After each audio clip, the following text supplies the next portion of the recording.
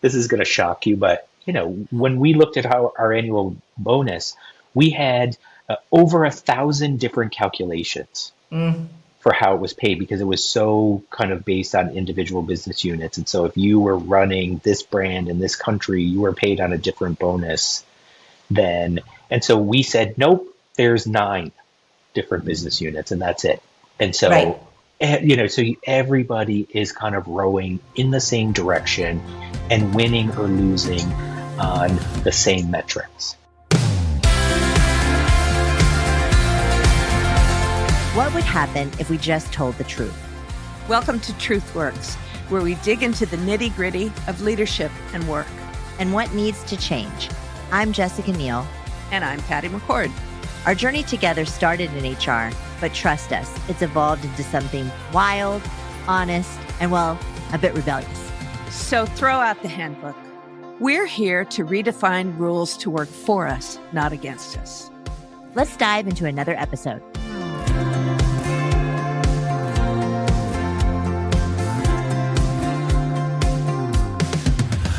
Hi, everyone. Welcome to another episode of TruthWorks. I'm Jessica Neal, your host, and today I'm here with a very special guest who I'm excited to have on the show, who I just know we're going to have so much to talk about, and we have so much in common. But Michael Bose, welcome to the show. Let me tell you a little bit about Michael. Michael is the Chief People Officer at Estée Lauder, and Estée Lauder is one of those iconic companies, iconic brands. Tell us a little bit about Estée Lauder, because everybody knows Estée Lauder. Yeah. I know Estée Lauder. Yeah. Everybody knows it as, women's makeup, but I know that it's much more than that. You guys have a very, very large business. You don't just do makeup and, Right. products for women. Right. You are a large company of cosmetics Yes. and I think expand all over the world.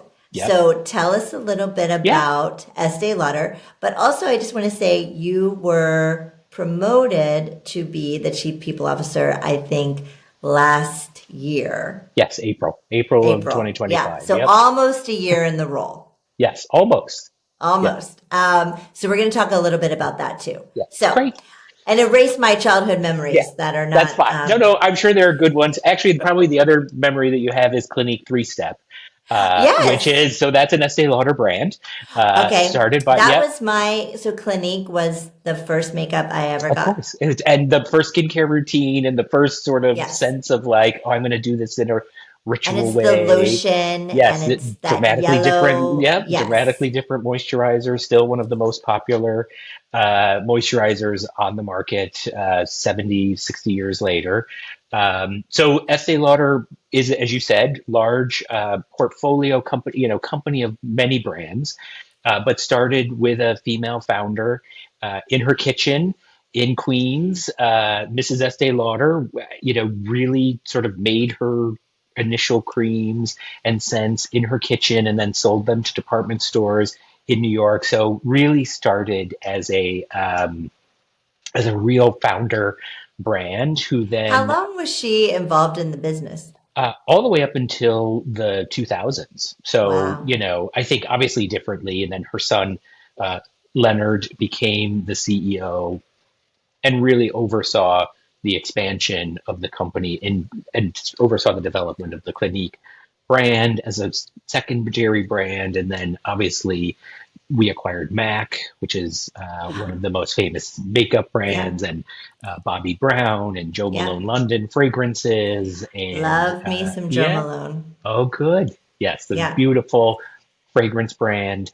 And so it really, over the years, grew into a portfolio of amazing, really only prestige and luxury brands. La Mer, the skincare brand that you may know, is one of our brands. It was developed with a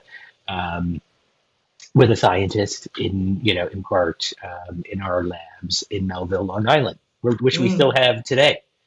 Yes. So I love La Mer, and I just wish it wasn't as expensive as it is. Yeah. I'll only buy it at duty free. It's a treat. Yes. Well, that is, when we talk about the shape of our business, I can tell you that, travel retail is a huge part of our business. It's a way that we recruit consumers. It's a way that consumers can access our brands. It gives us, it's a multi-billion-dollar business for us now, travel retail, just that channel alone. Yeah. In Asia, if you've traveled to Asia, I do. the airports are like the greatest Amazing. shopping malls on But earth. it's actually so smart because Sure, you're a what else captive audience. yeah, what else are you going to do there? That's You're right. going to walk around and shop. That's right. That's right. And you get all the tax advantages, That's right. right? So whenever I buy big purchase items, it's always Yeah. at an airport or, or overseas. Yes. Yeah. Yes. So Estee Lauder, as I said, is multi-category. We have Aveda, the hair care, the vegan hair care brand. Yeah. Love And Aveda. it, has a history of finding brands, nurturing them, helping them grow, working with founders, and, really trying to deliver something special to the consumer, whether it's of efficacy from a skincare standpoint or representation from a makeup standpoint like MAC. But at a core, a female entrepreneur who built a business from nothing while raising a family. That is who we are. And that DNA is still in the company today. For sure. Yeah. How does it play out? How do you feel that in the company? First of all, we are 87% women worldwide. So, Wow. And a large percentage of that is our sales force that are at counters and all of those things you see. But even our corporate population is 70% women, and our executive team of VP and above is in the 60%. So we are really a sort of female represented organization that helps us sort of think of the market in a different way. Yeah. Well, it's kind of, it makes sense too, because I think that, especially at the time that the company was founded, to have a woman founder at that time was kind of unheard of, right? That's Not right. many of them. And then as you were growing the company, I'm sure other women were able to see a woman in that role and say, wow, this is a place where I have a seat at the table. Right. Right. This is a place where I can grow. Yeah. Yeah. And so it's a little harder to do when it's the inverse. Yeah. I mean, I have to say, I've hired many women, especially into senior roles from outside the company, from different industries, who will say, it's such a change to sit around a leadership team table and not be the only woman or not be one of two, but have it be a much more balanced. The energy is different. The way decisions are made, it is different. And, we see it as a competitive advantage, not only because our consumer base is not exclusively women for sure, but predominantly women, understanding that point of view, thinking about things. And then from an HR perspective, a human perspective, it means, there are elements of the work-life kind of proposition that we have to think even more deeply about because we know that our workforce is balancing multiple responsibilities in many cases. They are. It just is a fact. Yeah, I guess that's right. I'm one of them, and I have been the only woman at the table many a times, and it got better when there was a number two, but there weren't more than that a lot of times. That's right. But it's wonderful to see that you have that in the company, and hopefully other companies can look at what you're doing and maybe learn from you, because you're setting an example. And you don't just have to make predominantly women products to do this. To do that. That's exactly right. You can do it without that. Yeah. And if you think about it, we're half the population, and so half of your consumers are likely us anyways. Well, and in most cases, more than half of the actual spend, right? Who's buying groceries? Who's buying athletic wear for kids? Who's buying, right? Like, I mean, I know my wife is doing 90% of the shopping in our house, just because that's how, she's part of keeping the household together. So Yeah. understanding that, women are at the heart of consumer decision making is incredibly important. And, Hmm. we learned that from our founder, who thought very much about how women want to interact with products, want to interact with salespeople. She really pioneered, Mrs. Estee Lauder really pioneered the concept of touch in the sale. So really, applying the cream to someone's hand and rubbing it in and showing in a very visceral and connected way. Yeah. This is how it's, and I think that's an insight that, you know, cannot, maybe that can't only come, but definitely comes from being a woman who knows how women want to engage in that way and understanding that there's a special way to connect. Yeah. Yeah. No, I mean, if you're going to buy these products, you want to know how they feel, how they Sure, of smell, how course. they, it's so true. Okay. So you have all these iconic brands, and I'm guessing thousands of people around the world. How many Yes, employees are you? 70,000 employees around the Okay, world. 70,000. And where are the majority of them? So our retail population is relatively spread. We have a huge population in China because China is one of our second biggest markets. Obviously, the U.S. as our home market is still our biggest market. We're in 70 plus countries in some way or another. And so we have a big Europe and UK. UK was the second international market we went to. So it's always a very strong place for us. So a lot of it depends on the retail model. Some places are more online driven, and so we have fewer employees there. So, some are more traditional, and we still have a lot of in store employees. And then our corporate population is about 14,000 with regional centers in the US, of course, in Europe, Hong Kong, Singapore, Japan.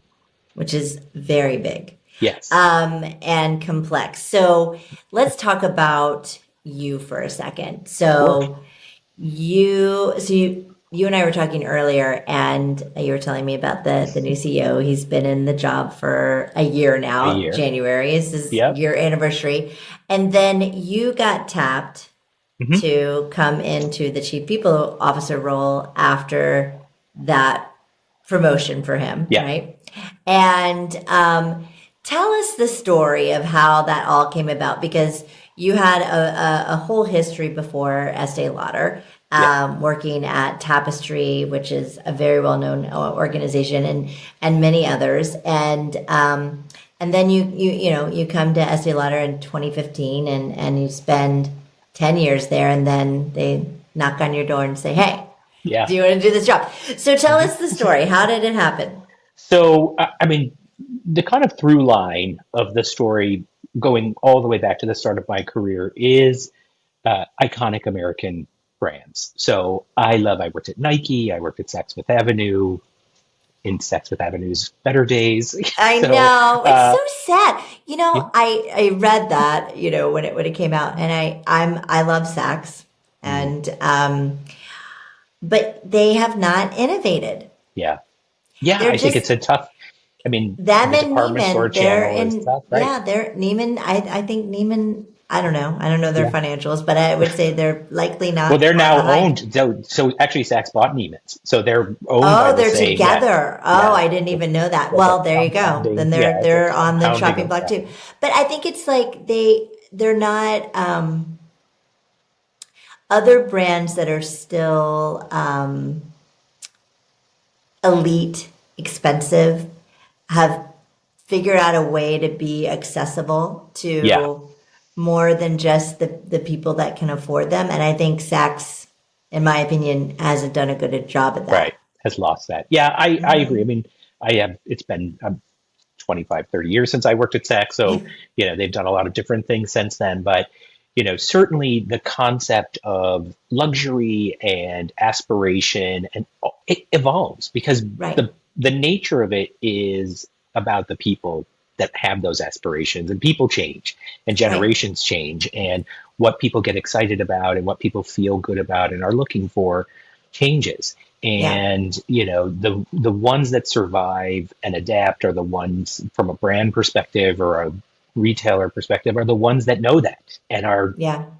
have a core that they stay true to, but also know how to evolve Right. with their consumer, with the zeitgeist, and with sort of how people are seeing the world. And luxury is one of those things that's really changed a lot.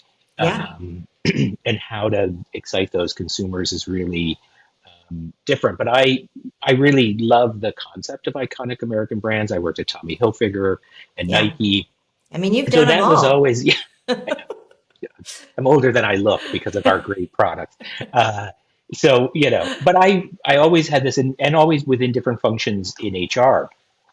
And, when I was at Coach, and which became Tapestry, was when I really found talent as the sort of core. I had been an HR generalist, which was more typical at the time, and I had done a lot of the different functions of HR. But then at Tapestry, I really discovered that, that's what I love is the talent piece, is finding the right people, making sure they're positioned to be the best possible version of themselves that they can be, uh, making sure that the organization is structured in the way to get the best value from that investment that it's making in the talent. That I really loved, and thinking strategically about the growth of the business and where it was headed and what it was going to need from a capability standpoint, and how do you ensure you have the right talent strategy to do that.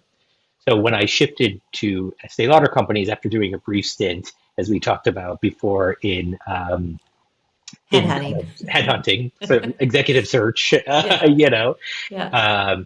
I came in a talent role, and that's what I did for almost 10 years before because it was a month before my 10-year anniversary that I was appointed to the chief people officer. And I was in essentially the same job for most of that time. And I loved it because we were in growth mode and we were expanding and we were bringing new capabilities in. So talent was at the top of the agenda.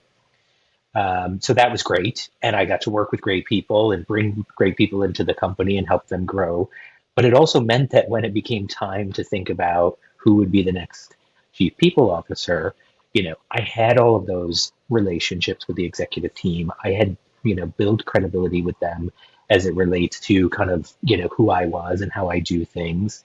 And so that was hugely helpful. And I participated in the CEO succession conversation. So So you're I part of had that. so I had been a part of that, not leading it. Of course, the incumbent CHRO led that process with the CEO and the board, but I was involved, and so I was part of Pretty the fascinating, huh? discussions. Yeah, fascinating, and positioned me to be a candidate for the role when it became available.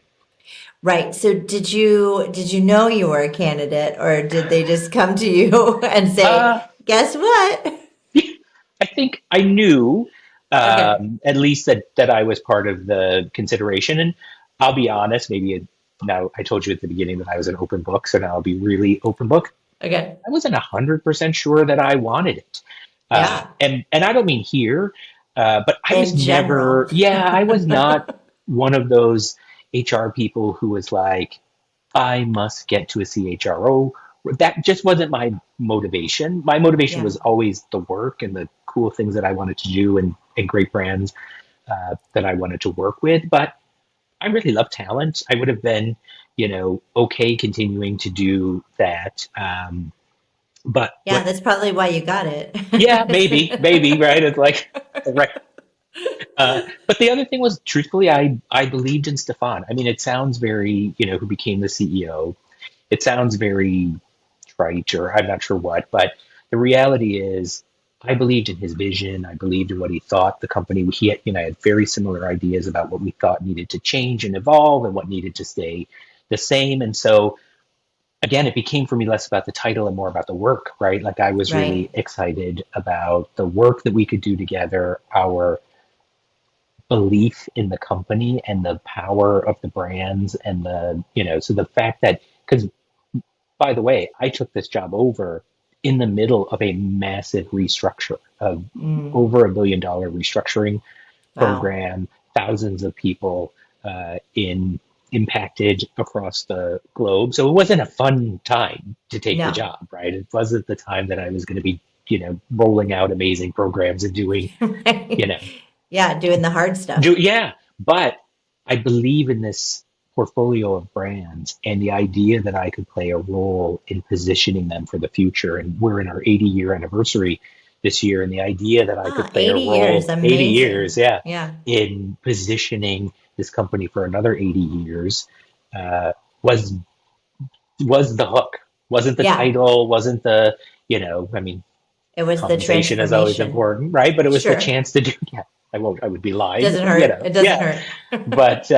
But truthfully, it was about the opportunity to do something really amazing with this iconic set of brands and this amazing company.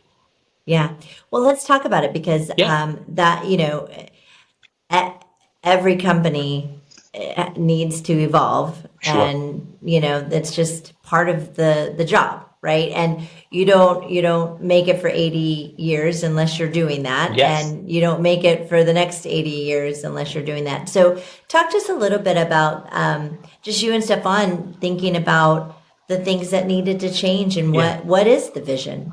Like how I how think, do yeah. you have a operating culture with 70,000 people around the world that scales and works? Yeah.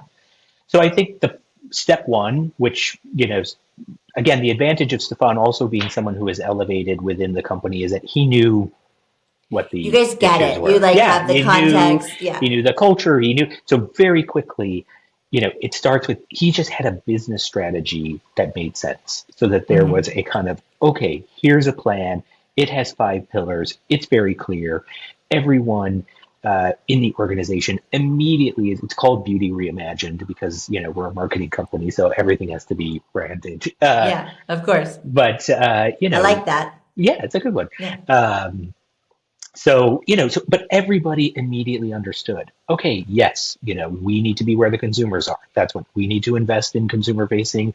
We need to have innovation at the core. These things all, and then what are the real tactics behind this that are going to change? So it starts with a business strategy that makes Hmm. sense, right? Hmm. And then you do all of the work of like, so what parts of our culture support this? What parts of our culture need to evolve because they're going to work against our ability to execute this strategy? And you start with the executive team to think through those things. And Hmm. we talk about roots and anchors, right? What are the roots that help us and we want to keep and nurture, but what are the anchors that are holding us back from moving? And how do you see the difference between those so that you can evolve in the right places and maintain values and culture in the right places? And so for us, it landed on a sort of series of commitments that we are making as an organization around how we're going to operate that we think are going to help us sort of make that next cultural evolution. And so it's just things like, I mean, one of my favorites is, we say yes.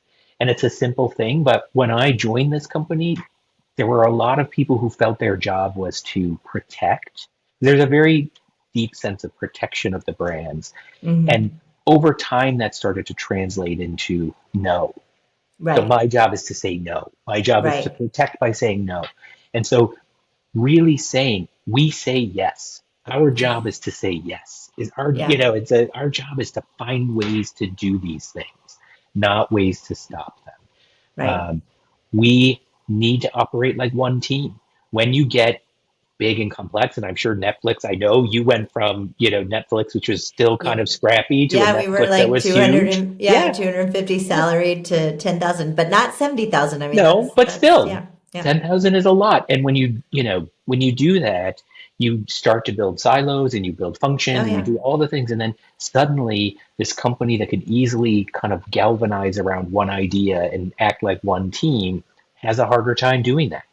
And so Hmm. for us, it was like really saying we're one team. We have one set of goals. If one wins, we all win. Hmm. And Right. so we changed the compensation design to match that, to better reinforce. So it's a lot of things that you look at and say, there's amazing things about this culture that we want to keep. There are great things about this culture we want to evolve. Right. And what are the things that we can do to do those? Yeah. But it is, having sat in your seat, it is very hard to get people to change behavior. Yeah. And so are you finding that challenging or, or Yeah, of course it's challenging. because you can't, I mean, you and I both know, like you can say, be a team. We're one team. Yeah. I'll put it this way. Today, Yeah, we that's are right. one team. Okay, everybody. But that doesn't mean that they're going to actually do it. No. So how do you get them to do it? So, I mean, some of them are things like incentive design, right? So Right. this is going to shock you, but when we looked at our annual bonus, we had over 1,000 different calculations for how it was paid because it was so kind of based on individual business units. And so if you were running this brand in this country, you were paid on a different bonus than. And so we said, nope, there's 9 different business units and that's it. And so, Right. so everybody is kind of rowing in the same direction and winning or losing on the same metrics.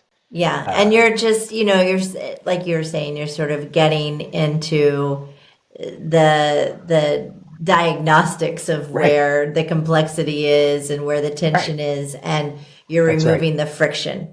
That's right. And galvanizing everyone around this idea of one team.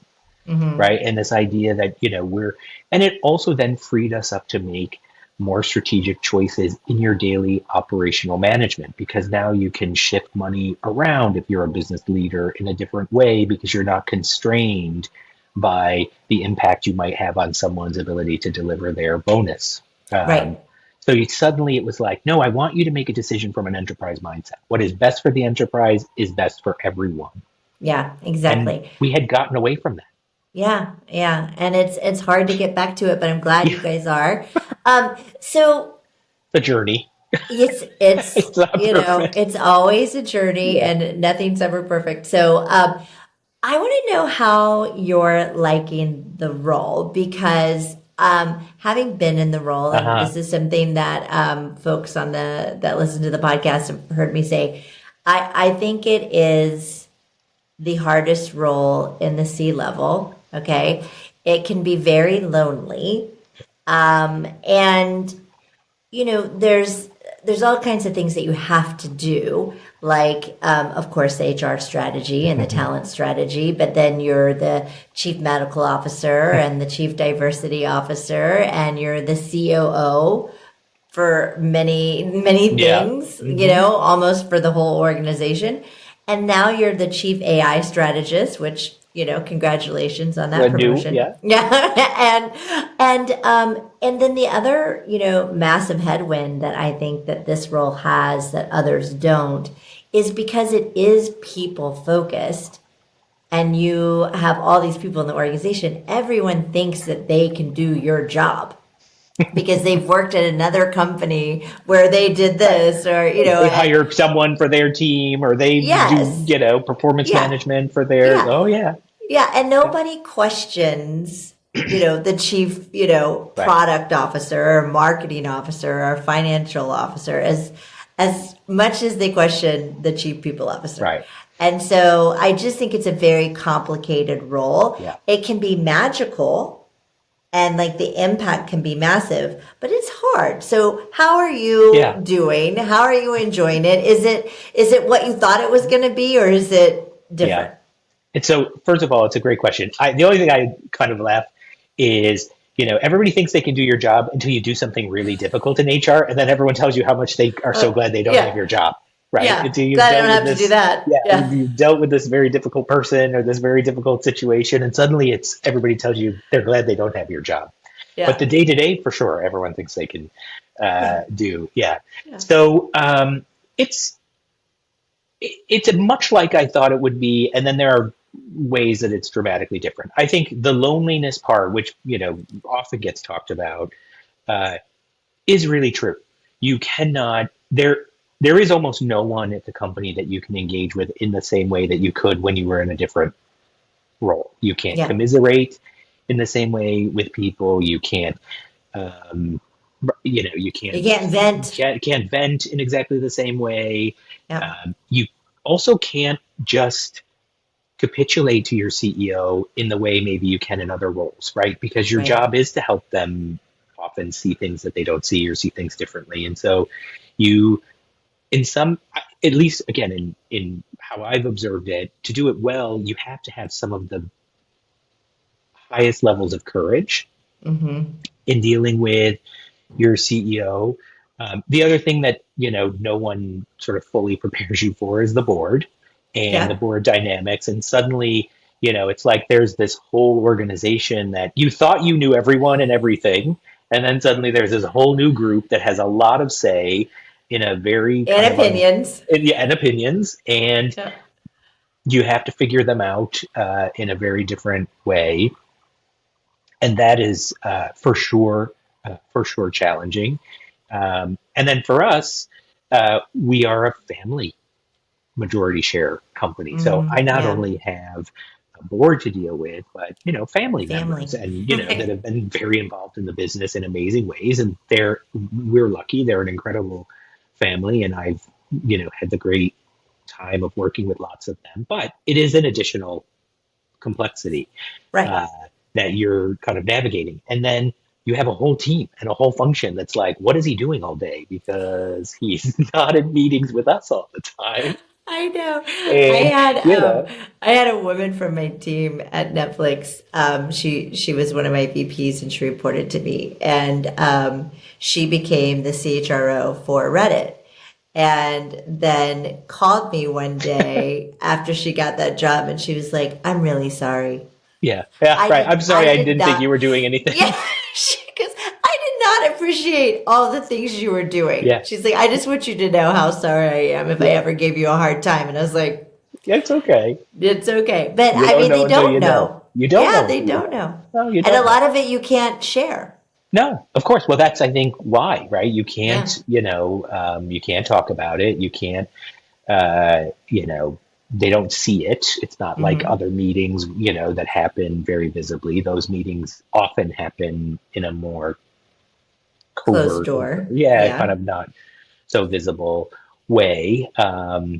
And so that part I think is really true. And so I'd heard it, but like anything else, until you've actually done it, you don't really, um, you don't get it. I'm lucky. I have a great relationship with Stefan, and that to me is the most important. If anyone asks my advice about should I take this job as CHRO, my number one thing would be only do it if you feel that level of connection and you feel like you can have the conversations that you need to have and that you have them. That's the only Yeah. way. Because it's so true. And I think there is high turnover in this role. And I think a lot of it is because of that connection and that chemistry. It has to be there for this to be Yeah. successful. And, it's both of these roles are very complicated and both of them can be very lonely.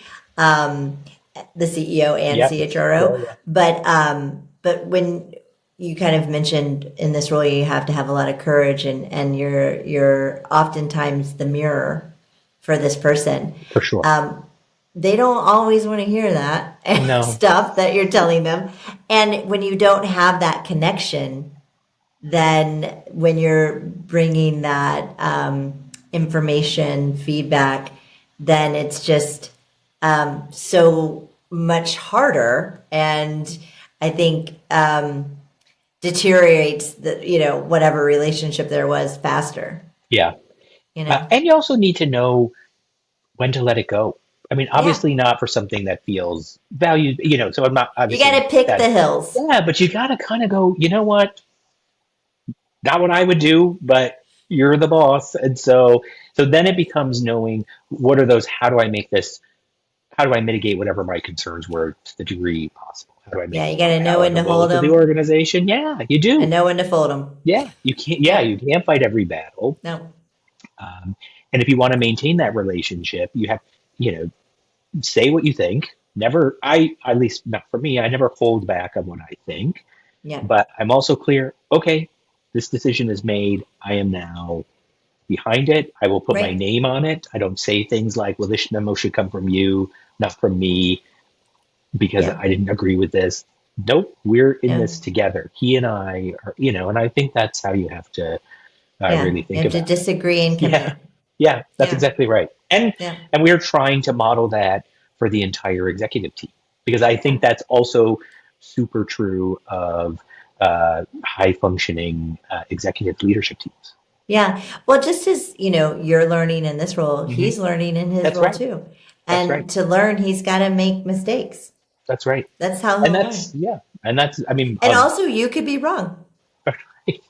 that's right. Yeah. I mean, Yeah. and sure, very often it's an opinion, Right. right? And so, like anything else, opinions can differ and can be wrong or can, and so I think I try to not have a right or wrong approach to it. I am Yeah. usually a sort of like, here's how I see it. Hmm. So I'm just helping you see things from different uh, points of view. And Angles. yeah, and Yeah. here's how I look at it, or here's what stands out to me, which is different because we have different experiences and we have different views of the company. And so together we're both committed to getting to the best answer. We're Yeah. both Yeah. Yeah. committed to doing the best thing for the organization. I may see things slightly differently because of my view. Yeah. No. So on the loneliness thing, Yeah. you can call me. That's Okay. good. Yeah. I'll be there for you. Because one of the things I didn't do when I was in your role, because one, I was just so busy. And as I know you are, because it's all the things all the time, 24/7, global company, people all over the world. But I didn't have like that network of Yeah. people that were in the same seat doing what I was doing. And so I didn't have the people that I could call, That right? was So especially true for COVID. I mean, I'm yeah, sure you felt that yeah, because at least when I learned the lesson, I wasn't in this job then, obviously, but I was in a senior HR role. Is my predecessor, Michael, also named Michael, was, you know, did have quite a big network. He had come from Pepsi and, yeah, and boy, like when we were trying to figure out, what are other people doing about masks and back into all of the stuff that we were all struggling with, he really did have this incredible network of people to call yeah, on and say, what do you guys do? And so then he could go into conversations with senior leaders and say, here's what they're doing at these 5 right. companies. And so you're right, it's not easy because you're so busy. Like I wish I had time to go to networking lunches, and I'm like, I wish I had time to eat lunch.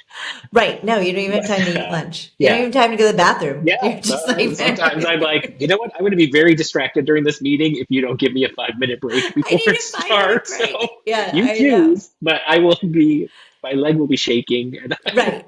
Right. You choose what you want. yeah, what do you want? Um, yeah. So, but listen, call me in all Yes, thank seriousness. you. If you No, that's ever what you need need. Yeah, anything, you can call me. Well, let's talk about some fun stuff because yeah, fun. Yeah, definitely. so we talk about this all the time in the show because it's just everybody's talking about it. But I do think that there is major things to consider around AI Yeah, when it comes to right now and when it comes to work and if you're an organization that's not leaning in, you're kind you're of behind the you're times. leaning out. You're leaning out. But there's some that are still kind of, not sure Yeah, about this whole AI thing.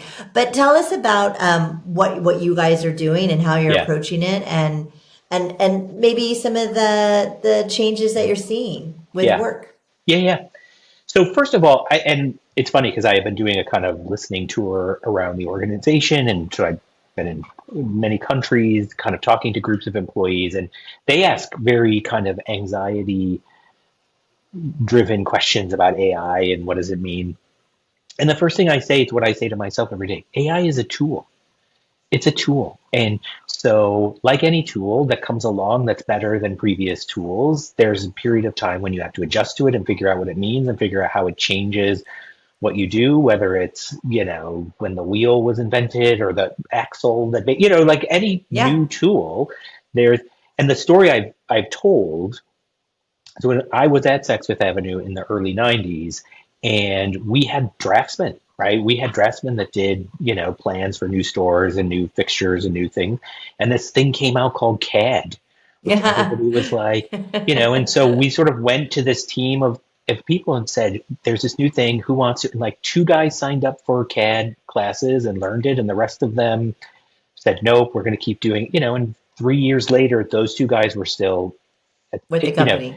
and not because of anything except for they embraced a tool and Right. said, this Well, is going to, they learned yeah, it. they learned, Yeah. this is going to, it's not going to replace me, but it is going to make what I do different. Enhance. It hopefully is enhancing the way I Yeah. do it, but it's going to change how I do what I do. And so I think that's the first thing we have to take to AI is it's a tool, and it is a tool that will help us if leveraged in the right way, that will help us be more efficient, that will help us get rid of some of that work in our day that is, sometimes the least exciting and the least interesting. Like, the other thing I say to people is think of 10 things that you do pretty regularly, and I will guarantee you the three most boring ones, you can think about a way AI could, the five that you think are the most fun and the most interesting, AI will probably never replace, Right. because Right. that's what takes the spark of ingenuity that comes from you. That's what takes the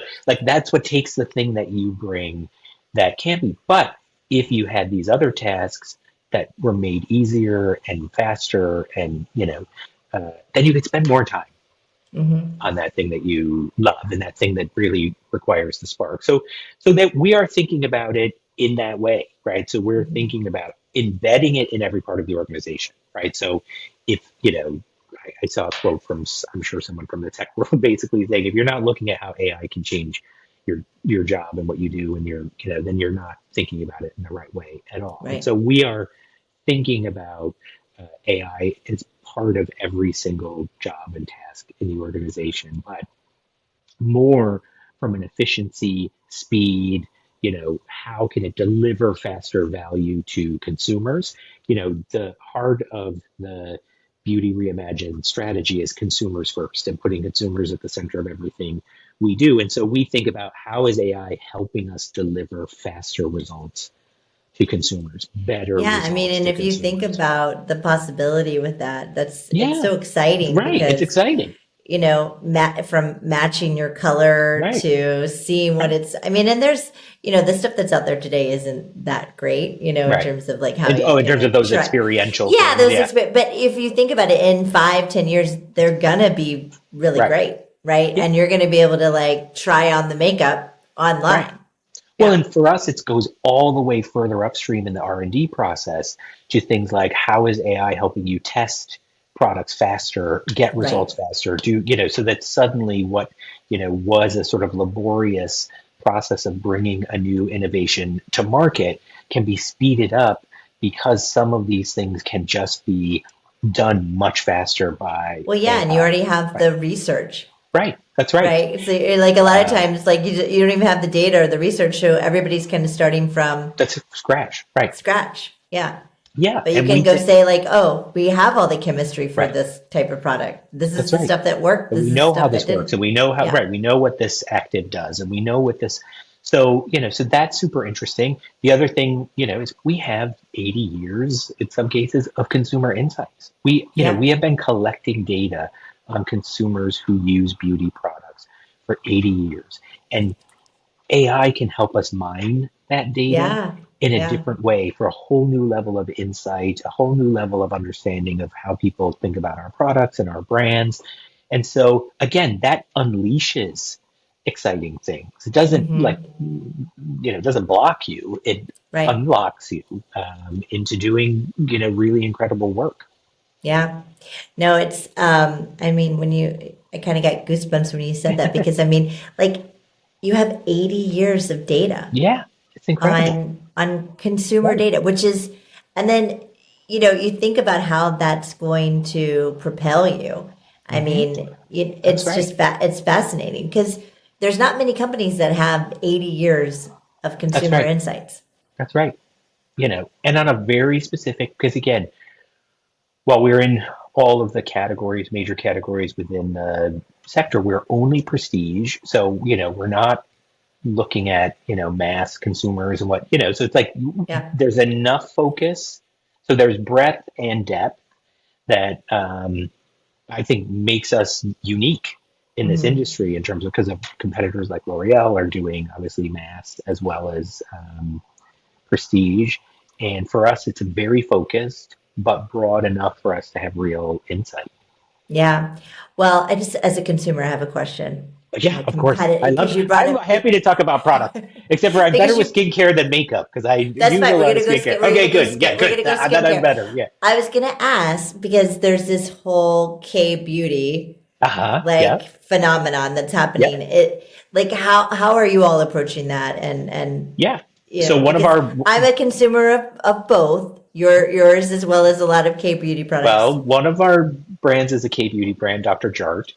I So use Dr. Jart. I so did if you not know use that, that was yes. So yours. that's Oh, so obviously one of the things that we look at is we don't while we are obviously an American company, we don't think about our portfolio as sort of only coming from the West and going to the hmm, East. We're looking because obviously over the last 7 or so years, there has been a real shift of beauty trends coming from the East and hmm, traveling West. We used to be very much one way, so it's right, like Europe and the US and then China and Asia and Japan were picking them up. Now it's much more both ways. And so, right. how we think about, competing with that is in one part is expanding our portfolio to include those kinds of those kinds of brands that have the authentic K beauty heritage and positioning. It's also taking a brand like The Ordinary. If you know The Ordinary, that's one of our Yeah, brands, and thinking, okay, how does this serve a consumer who's looking for a similar thing? How do we kind of leverage these trends? We also have a whole research and development center in China that is looking at kind of Eastern trends and translating hmm, them into our various products. Not only because we have a big business in China in general, and so we want to make product there for that consumer, but also because again we see this trend of East to West. yeah. Well, listen, if you're looking for people to test your Test products, you're you just send you're them my in. way. You're I in. will We'll send you test.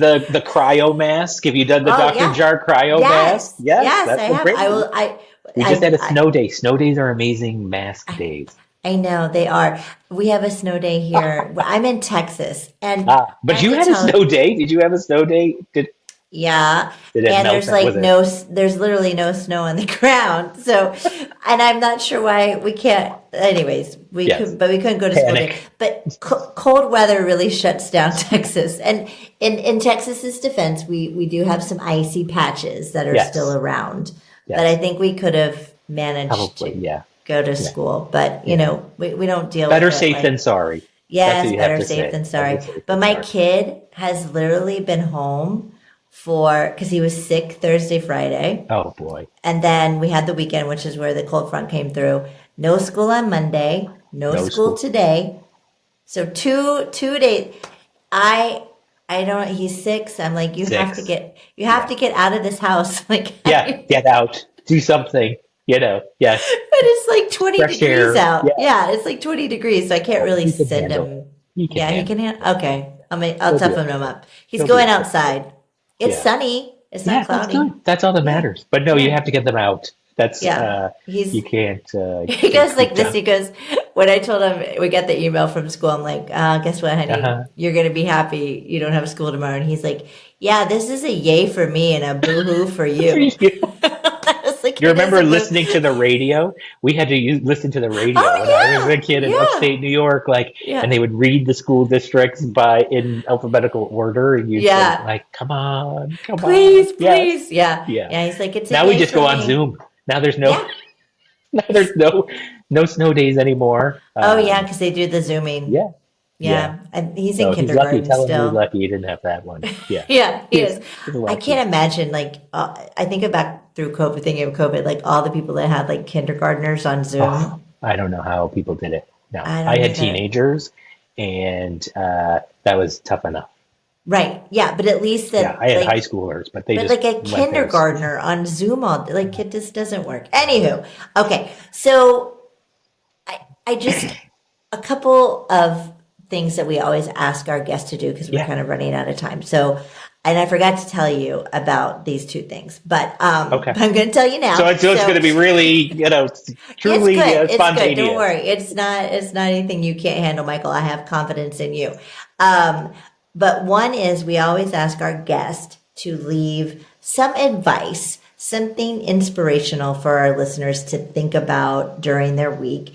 And then the other thing that we do is we do this thing called career confessions. And so listeners send in work questions and then we give them work advice, which I know you can definitely do. I can do that. You do it all day. Yeah. So I will give you, I always tell this is and maybe in the days of smartphones, it's no longer the best piece of advice in the world, but everyone always asks what's the best piece of advice you ever got.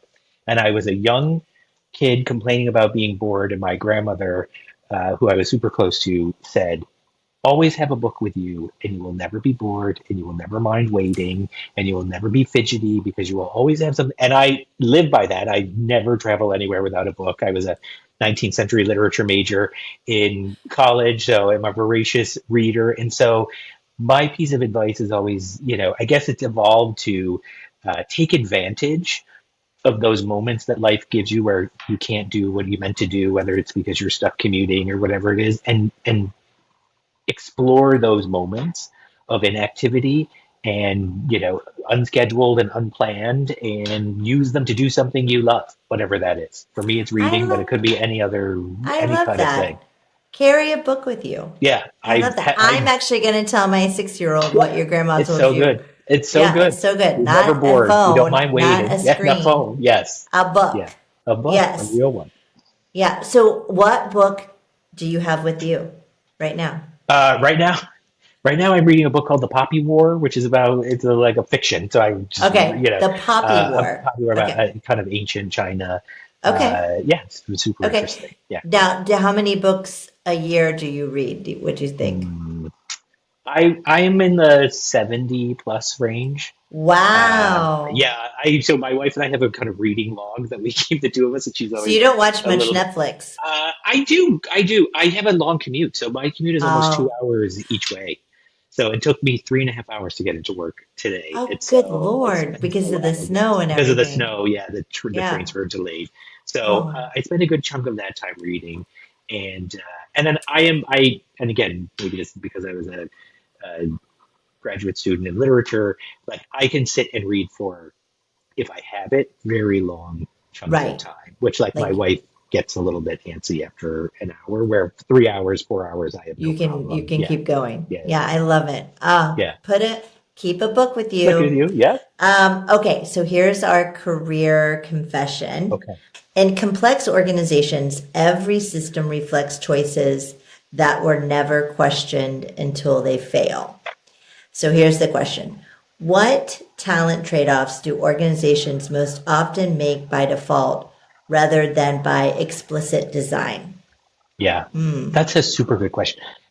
I think the number one talent mistake that organizations make is hiring someone who has the specific, like focusing on the specific experience, whether it's the category that you work in, or versus really being focused on someone who has the core capabilities and the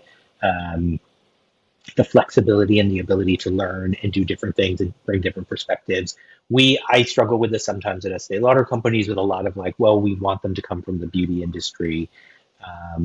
And I think I'm always about, we have tons of people who know beauty industry. Let's bring in people who have different perspectives, but have the core capabilities, understanding, connection with the consumer, curiosity, all of the things that we know make it work here, and bring them in. Like the attributes. Yes. Yeah. So, again, it's not revolutionary, this idea, but I think it's something we always have to keep in mind, because you can sort of default to the sort of playbook, right? Let's hire the person who has the playbook, who's done this before, and the reality is, in the world that we're living in today, there is no playbook. No playbook. Right? Everything is changing so fast. There is no playbook. So instead, you really need to hire the player. Right. Yeah, you need to hire the person that has the muscles and the ability and to adapt, creativity, to grow, innovation. Right. Yes. The curiosity, I talk a lot about the sensing ability. Who are the people that can sense what's coming and what coming means for your business? So who can Right. see a trend or see something that's Right. happening and know this is what it's going to mean for us, for Right. our consumer, for our business, for our channel, for our retail partners that we work with, whoever it is. Yeah. That sensing ability is Important. really critical. Yeah. Yeah. And hard to interview for, Yes. you know? Yeah. It And so is. you got to get really, You got you to in listen the to the interview, stories, right? You you got to got to listen to the listen. stories. But you have to get really curious and you Yeah. have to pull the thread to Hmm. like really dig in to see if they have that or not. Yeah. Very Yeah. true. Yeah. Very Well, true. I think that is a great answer. And when you don't focus on the, and it's sort of the DNA of the person, Yeah. right? What That's they're right. passionate about, what they love, Right. what their Character. values Yeah. are. Are they a learner? Are they Hmm. not? Yeah. Like those are the things that scale or don't scale in your Yeah. company. And you see those in so many different ways than just the direct question you ask. You see it in how they interact with people. You see it in the questions they ask you. So much about the Right. questions they ask you. Yeah. I was talking to a CEO that I coached the other day, and he was saying that it's a small company, and so the final interview is always with him, and that they prep. They've gone through the kind of the gauntlet, and they've prepped them, and they've given them all things about the culture and documentation on that, and documentation on the business strategy, things like that. And then in the interview, he'll often ask, like, "Do you have any questions for me?" Right. And then most often, they'll be like, "No, I don't have any questions." And it's like he won't. And the good thing is he never hires any of them. But I Yeah. mean, It's incredible. how do you How do you without not have questions? Right. I'd have nothing but questions. I would be like, right? how much time do you have? Yeah, Let's be yeah, clear, because of course, if you yeah. want to join that company, you should want to know everything you can before you make that decision. What a incredible opportunity to get those questions answered From before the you join. Yeah, CEO. from the CEO, right? Yeah. And Yeah, guess what? If you're going into a meeting with any hiring manager, especially a CEO, okay, but any hiring manager, if you're not curious about the job, about them, about the company, you're not going to get the job. yep, never. No, never. Or if you do, you don't want to work at that company True. because they don't have great hiring practices, and so you'll probably be surrounded by a bunch of idiots. Yeah, Uh, true. True. So don't take that job, yeah, even if you get it. yeah, that's right. That's right. Oh my gosh, Michael, you are so fun. And Oh, I'm thank so you. glad you This has been came on great. the show. And Thank you for having me. I'm so excited about what you're doing. And again, I know how challenging it is. So if you need anybody, I'm here for you. But it sounds like you're doing incredibly well. And you and Stefan are on an amazing journey. And I can't wait to see what happens in the next 80 years of the Great. company. I don't know if I'll be alive by But if you the will, end of the. you'll be looking good. You'll be I will be looking good because I'm going to be using all the La Mer, all the all of it. Clinique, all All of of it. it, all of that, all of the Dr. Jart. Yeah. Masks. By the way, I love Dr. Jart. It's one of my go-to K So beauty amazing. brands. That's Yeah. great. I love it. Yeah. Good to Yeah. hear. Yes. So thank you for all that you do. Keep doing it. And hopefully you'll come back on, maybe not in 80 years, but you'll come back on in like a year and Give tell an us how update. it's going. Yeah. Yes. Thank you so much. Okay. You're welcome. Thanks for listening to Truth Works.